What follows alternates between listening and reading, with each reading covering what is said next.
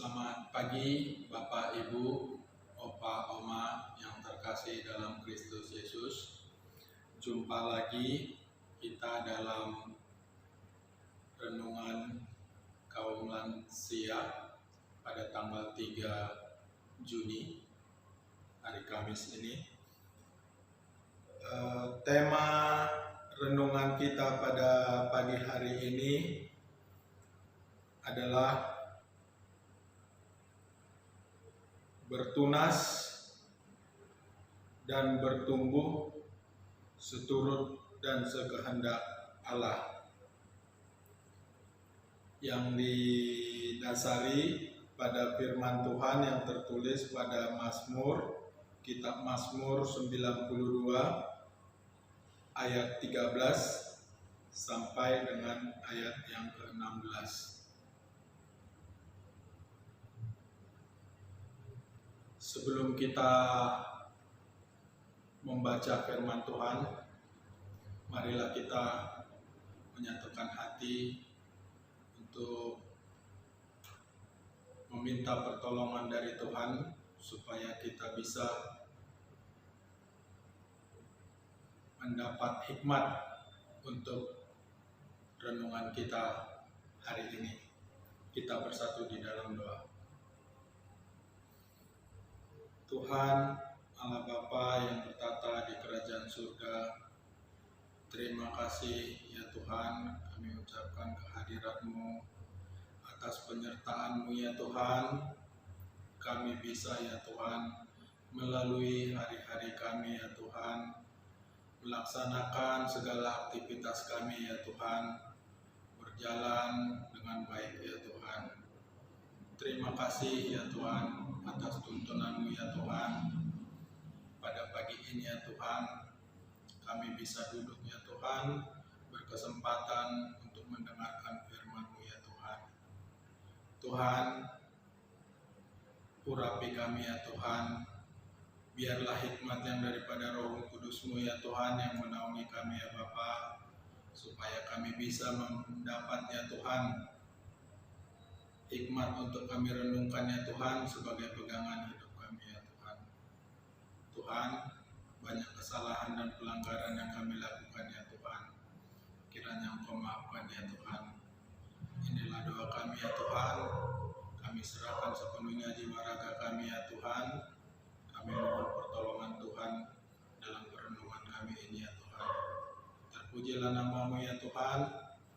Dalam nama Kristus Yesus kami panjatkan doa kami ini. Amin.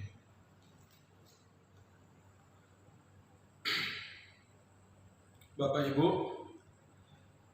firman Tuhan bahan renungan kita hari ini diambil dari kitab Mazmur pasal yang ke-92 ayat yang ke-13 sampai ayat ke-16. Saya akan membacakannya untuk Bapak Ibu sekalian. Silakan diikuti dalam hati.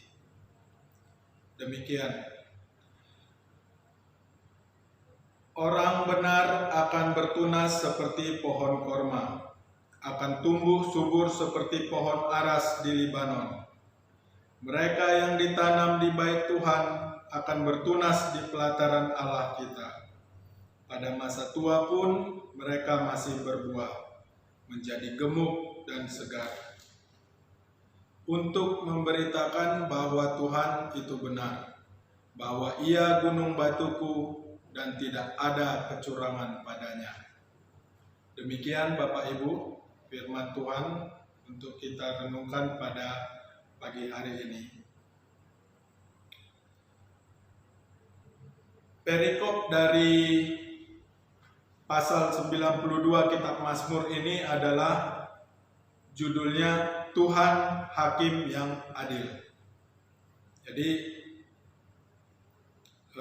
kitab Mazmur ini seperti yang kita tahu adalah merupakan kitab puji yang berisi kidung pujian oleh Raja Daud. Jadi sesuai dengan tema kita pada pagi hari ini, yaitu bertunas dan bertumbuh seturut dan sekehendaknya. Jadi kalau di masa pandemi ini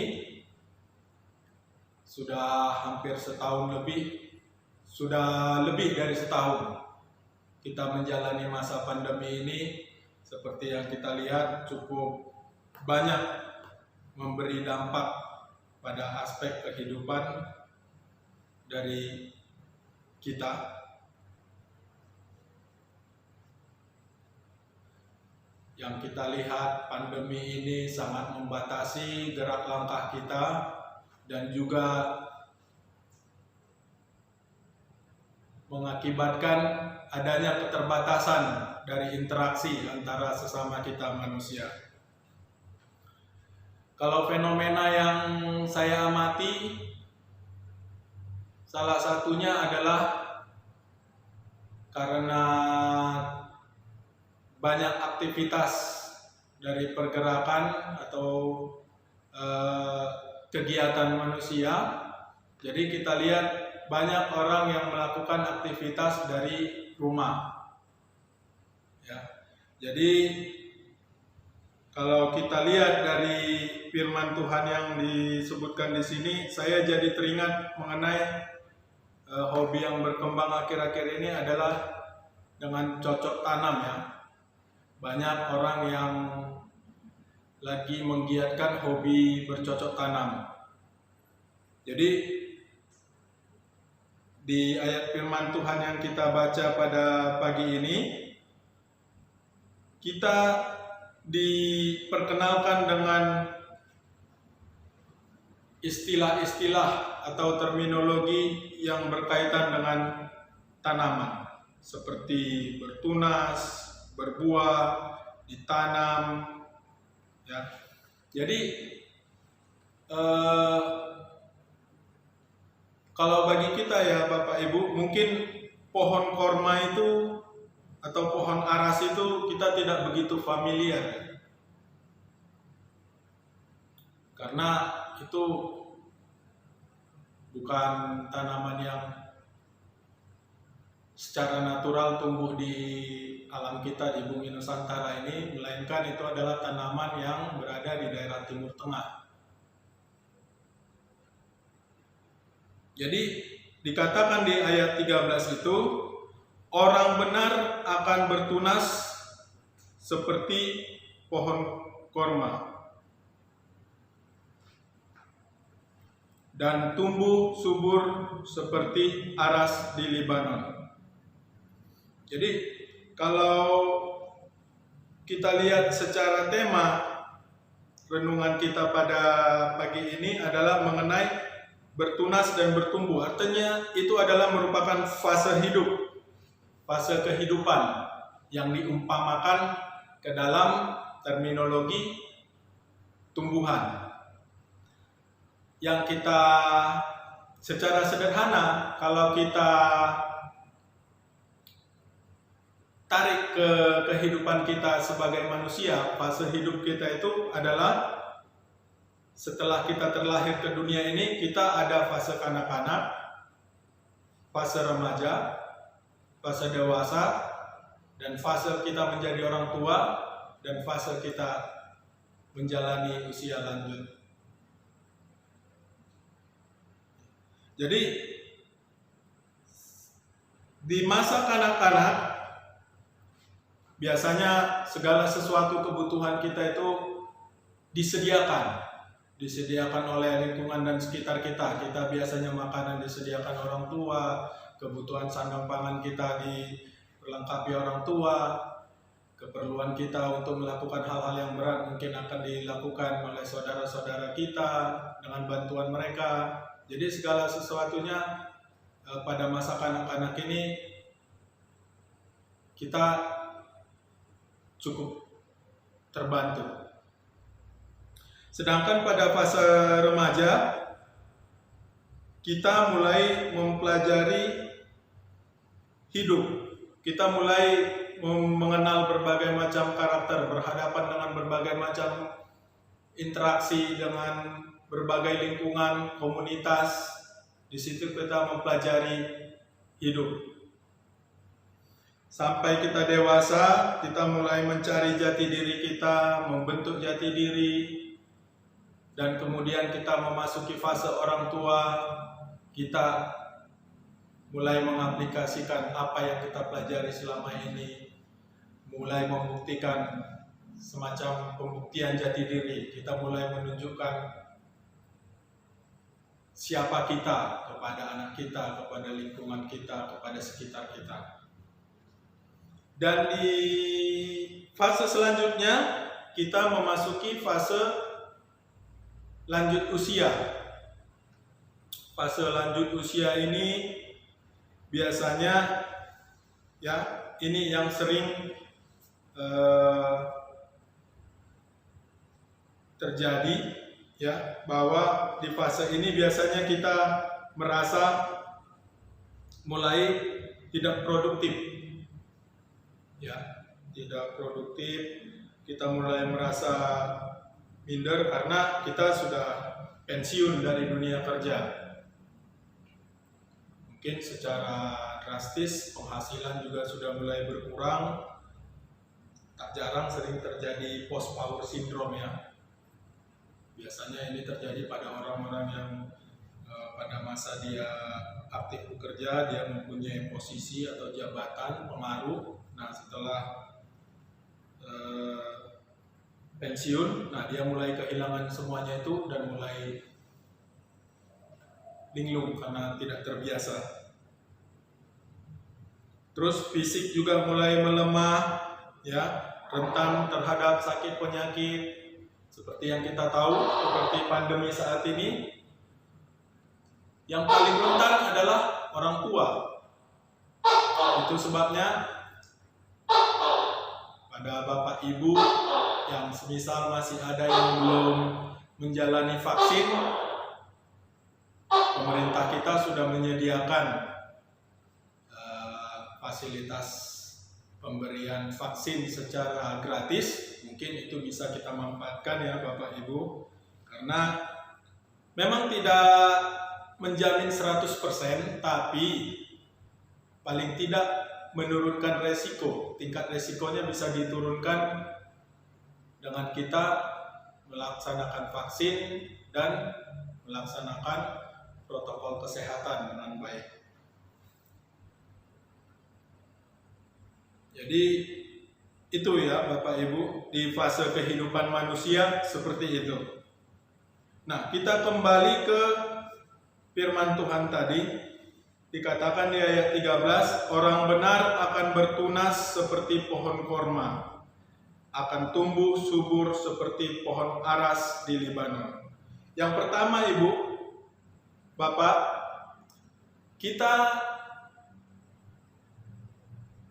apakah kita ini sudah termasuk sebagai orang benar? Nah, ini menjadi pertanyaan di kita. Jadi, orang benar itu ada dua. Ada yang karena memang dia bisa melaksanakan hidup dengan benar, menjalankan semua hukum Taurat, ya, yang kita tahu tidak ada manusia yang bisa melakukannya kecuali Tuhan kita Yesus Kristus. Jadi pastilah kita bukan di orang benar yang menjalankan semua hukum Taurat. Nah, kalau kita tidak termasuk orang benar yang seperti itu, terus kita siapa?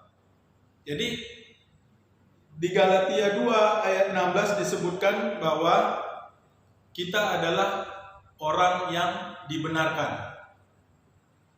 Jadi kita dibenarkan oleh karya agung Tuhan Yesus Kristus yang telah mati di kayu salib. Jadi kalau kita baca di ayat Galatia 2 ayat 16, di sini dikatakan Galatia 2 ayat 16,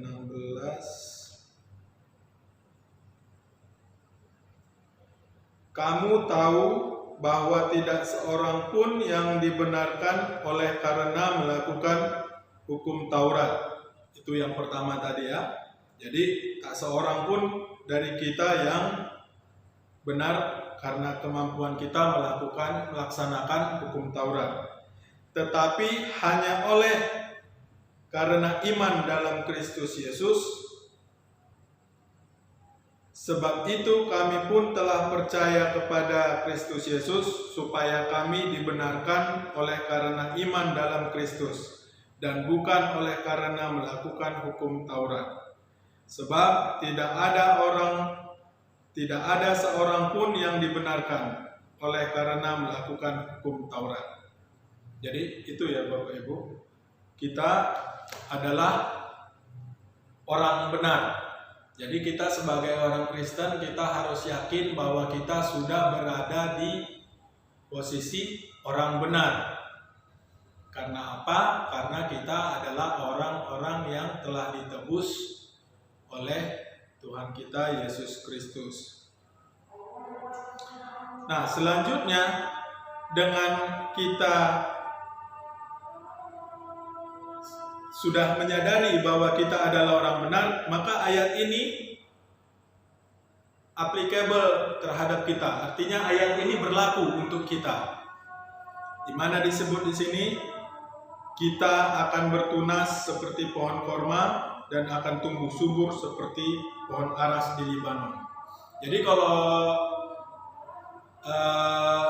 pohon kurma itu ya Bapak Ibu, pohon korma itu adalah pohon yang bertunas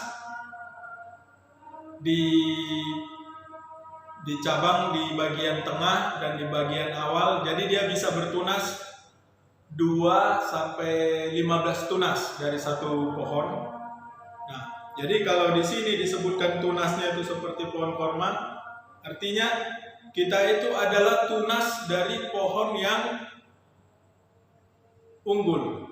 Kenapa unggul? Karena kita tahu pohon korma itu adalah pohon yang bisa bertahan di daerah kering, di daerah tandus, dan juga pohon yang bisa tahan terhadap hempasan badai. Jadi itu analoginya ya Bapak Ibu. Disebutkan kita itu, diibaratkan kita itu seperti tunas pohon korma. Artinya walaupun kita diterpa persoalan, walaupun kita sedang menjalani masa-masa pandemi, kita itu diibaratkan sebagai bibit unggul, ya. Dan juga kita diharapkan untuk tumbuh subur seperti pohon aras. Jadi kalau pohon aras itu saya sempat searching di Google, pohon aras itu adalah pohon yang bisa menjulang tinggi dan rindang. Jadi rindangnya dedaunan cabang pohon aras itu bisa sampai 17 meter. Nah, artinya benar-benar pohon yang kuat, ya, bisa berdiri tegak, bisa memberikan kesejukan. Jadi kita diharapkan juga walau kita berada di kondisi tanah yang gersang, rentan terhadap hempasan badai, tapi kita tetap diharapkan untuk subur, tumbuh subur, dan bisa memberikan kesejukan, bisa juga memberi kontribusi yang positif. Kalau kita tahu kan ya, kalau pohon yang lebat itu, dedaunan yang lebat pasti menghasilkan oksigen yang banyak pada siang hari. Itu sebabnya kenapa kalau di jalan-jalan raya besar itu kan selalu diusahakan ditanami pohon-pohon yang berdaun banyak. Tujuannya supaya berkontribusi untuk mengurangi polusi, menyerap karbon dioksida, menyerap polutan-polutan yang ada di udara, dan timbal baliknya dia akan mengkontribusikan oksigen untuk memperbaiki kualitas udara di atmosfer yang kita hirup, gitu ya Bu. Jadi kita diharapkan juga sebagai bibit unggul Ya, diibaratkan kita tadi seperti pohon aras di Libanon itu, walaupun di masa pandemi seperti saat ini, kita diharapkan tetap bisa berkontribusi positif terhadap lingkungan. Ya, gitu. Terus di ayat selanjutnya disebut, mereka yang ditanam di bait Tuhan akan bertunas di pelataran Allah kita. Nah, jadi kalau kita lihat Ibu di ayat 14 ini ya disebutkan mereka yang ditanam di bait Tuhan. Jadi artinya ini suatu kondisi ya. Kondisinya adalah kita harus ditanam di bait Tuhan. Maka kita akan bertunas di pelataran Allah. Jadi kalau kita dekat dengan Tuhan, ya, kalau kita dekat dengan Tuhan, maka kita akan seperti pohon kurma tadi, bertunas di pelataran Allah. Maka kita juga di lingkungan seperti itu, kita akan memberikan kontribusi positif karena orang melihat kita akan merasa sejuk, damai. Wah, ini orang yang dekat dengan Tuhan, tidak mencemari, malah mengurangi pencemaran, gitu, kerusakan lingkungan, gitu. Jadi kalau tadi kita teringat mengenai hobi bercocok tanam ya, kalau bercocok tanam itu kan kita akrab dengan yang namanya istilahnya media tanam ya. Nah, jadi ibaratnya kalau makhluk hidup itu, contoh kalau ikan itu kan hidupnya di air. Kalau ikannya dikeluarkan dari medianya, maka ikannya akan mati. Sama dengan tanaman, dia ada media tanamnya. Kalau dikeluarkan dari media tanamnya, dia juga akan mati. Demikian juga kita manusia. Kita ini adalah diibaratkan tanaman yang ditanam di pelataran Allah. Artinya media tanam kita adalah firman Tuhan. Jadi kalau kita jauh dari atau lepas dari firman Tuhan, maka kehidupan rohani kita pun akan mati. Jadi ini suatu analogi yang sangat pas, ya, sangat mudah kita pahami.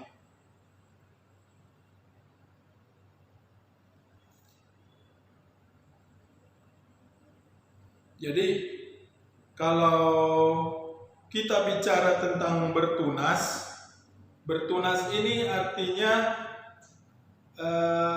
kalau secara biologis bertunas ini adalah peristiwa regenerasi.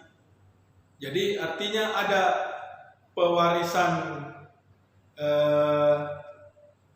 pewarisan untuk generasi berikutnya. Jadi diharapkan dari kita juga supaya bertunas untuk menghasilkan, mewariskan hal-hal baik atau benih-benih kebenaran. Berikutnya di ayat 15 dikatakan, pada masa tua pun mereka masih berbuah, menjadi gemuk dan segar. Jadi ini ya Bapak Ibu, kalau misalkan kita memasuki masa lansia atau masa pensiun tadi, itu kan kita biasanya merasa mindernya karena kita sudah dianggap tidak produktif ya Bapak Ibu. Sementara di ayat ini kita diyakinkan untuk tidak seperti itu Bapak Ibu. Justru dikatakan di sini pada masa tua pun mereka masih berbuah, menjadi gemuk dan segar. Jadi artinya boleh dibilang sebenarnya ini justru kita jadi semakin produktif. Ya, kalau pohon kurma itu memang saya baca di salah satu literatur dikatakan bahwa pohon kurma itu semakin dia tua, semakin buahnya itu dia semakin baik. dan semakin banyak. Itu. Jadi kita tadi orang yang sudah dibenarkan melalui karya Tuhan Yesus Kristus dengan pengorbanannya mati di kayu salib untuk menebus dosa-dosa kita, maka kita juga punya tanggung jawab untuk hidup sebagai orang benar. Ya, hidup sebagai orang benar itu secara singkat bisa kita lakukan dengan 3 cara, yaitu berpikir benar, berkata benar, dan bertindak benar. Ya, jadi biasanya kita memulai segala sesuatunya itu dari pikiran, ide, gagasan. Kemudian kita mulai ungkapkan, kita katakan. Baru setelah kita katakan, baru kita lakukan aksi atau tindakan. Jadi sebagai orang benar, kita harus melakukan ketiganya dengan cara yang benar. Berpikir benar dikatakan pada Filipi 4 ayat 8 demikian. Jadi akhirnya saudara-saudara, semua yang benar, semua yang mulia, semua yang adil, semua yang suci, semua yang manis, semua yang sedap didengar, semua yang disebut kebajikan dan patut dipuji, pikirkanlah itu semuanya. Jadi kita dalam berpikir harus memikirkan apa yang kebajikan, apa yang enak untuk didengar, apa yang enak untuk dipuji. Gitu. Semua yang manis itu yang harus kita pikirkan, hal-hal baik, hal-hal positif. Dan untuk berkata benar dikatakan di Efesus 4 ayat 25 dikatakan, karena itu buanglah dusta dan katakanlah benar seorang kepada yang lain, karena kita adalah sesama anggota. Artinya kita sebagai sesama orang benar harus membuang dusta. Ya, jadi tidak boleh ada dusta. Hanya mengatakan yang benar. Dan bertindak benar itu disebutkan di Yosua 1 ayat 8. Dikatakan demikian, janganlah engkau lupa memperkatakan kitab Taurat ini, tetapi renungkanlah itu siang dan malam, supaya engkau bertindak hati-hati sesuai dengan segala sesuatu yang tertulis di dalamnya. Sebab dengan demikian perjalananmu akan berhasil dan engkau akan beruntung.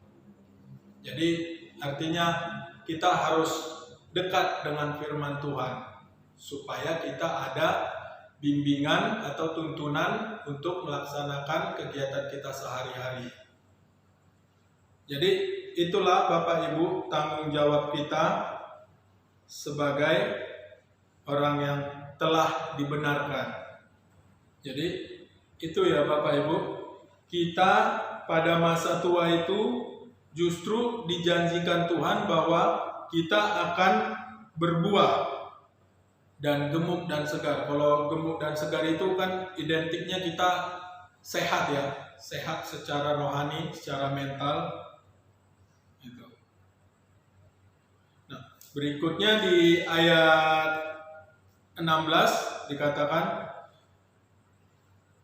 untuk memberitakan bahwa Tuhan itu benar, bahwa ia gunung batuku dan tidak ada kecurangan padanya. Nah, ini diminta satu hal lagi dari kita Bapak Ibu, bahwa kita harus bersaksi, ya, menyatakan karya Tuhan tadi, menunjukkan bahwa Tuhan itu benar, ya, bahwa ia gunung batuku dan tidak ada kecurangan padanya. Kalau gunung batu itu artinya hanya Tuhanlah satu-satunya tempat pengharapan kita, sumber pengharapan hidup kita.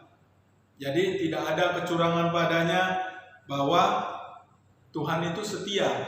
Apa yang Tuhan katakan pasti itulah Tuhan genapi. Karena Tuhan selalu menepati janjinya, seperti yang sudah kita lihat dari berbagai kisah Alkitab ya Bapak Ibu.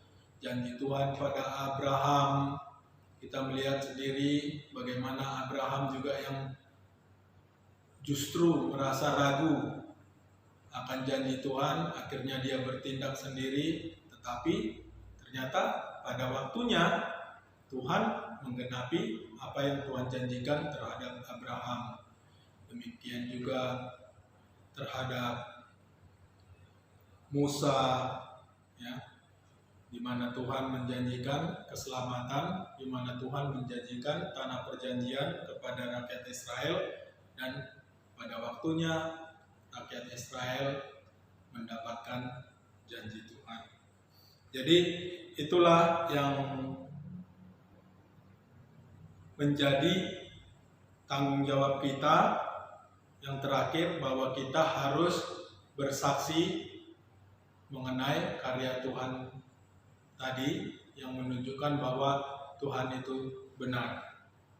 Jadi Bapak Ibu, secara kesimpulan, jadi Bapak Ibu, dari renungan ini kita bisa menyimpulkan bahwa tanggung jawab kita sebagai orang benar, kita harus mempunyai kesadaran bahwa kita adalah orang yang dibenarkan oleh karya agung Yesus Kristus. Dan kita harus sadar bahwa kita adalah berharga pun di masa tua kita. Justru Tuhan menjanjikan kita bahwa kita akan tetap produktif, berbuah, membawa manfaat, menebarkan benih-benih kebenaran kepada generasi di sekitar kita. Dan juga kita bersaksi bahwa Tuhan itu benar. Demikian Bapak Ibu renungan untuk kita pada pagi ini. Sebagai penutup, mari kita akhiri renungan ini dengan berdoa. Tuhan, terima kasih ya Tuhan atas penyertaan-Mu ya Tuhan. Kami telah membaca sebagian dari firman-Mu ya Tuhan, yang kami harapkan ya Tuhan sebagai pelita hidup kami ya Tuhan. Tuhan, biarlah kiranya Roh Kudus ya Tuhan yang memateraikan firman-Mu itu ya Tuhan ke dalam hati dan pikiran kami masing-masing ya Tuhan. Biarlah Tuhan pikiran dan hati kami ya Tuhan tercerahkan, sehingga bisa mengerti ya Tuhan arti dari firman-Mu ya Tuhan. Tuhan, kami juga mohon ya Tuhan penyertaan Tuhan untuk menguatkan kami ya Tuhan, menguatkan daging kami ya Tuhan, supaya kami mampu ya Tuhan menjalankan hidup kami ini sesuai dengan kehendak-Mu ya Tuhan. Kami tahu Tuhan, kami orang lemah ya Tuhan, banyak kekurangan kami ya Tuhan, banyak kesalahan kami ya Tuhan. Maafkanlah kami ya Tuhan. Tuhan, pada akhirnya ya Tuhan, kami berserah sepenuhnya kepada-Mu ya Tuhan. Terlebih di masa pandemi ini ya Tuhan. Kami yakin ya Tuhan, karena Engkau adalah gunung batu kami ya Tuhan. Engkau adalah sumber pengharapan hidup kami ya Tuhan. Dan Engkau adalah Tuhan yang setia, Tuhan yang benar. Inilah doa kami ya Tuhan. Kami kepanjatkan ke dalam hadirat-Mu ya Tuhan melalui anak-Mu Tuhan Yesus Kristus, Juru Selamat kami ya Tuhan. Dengarkanlah doa kami.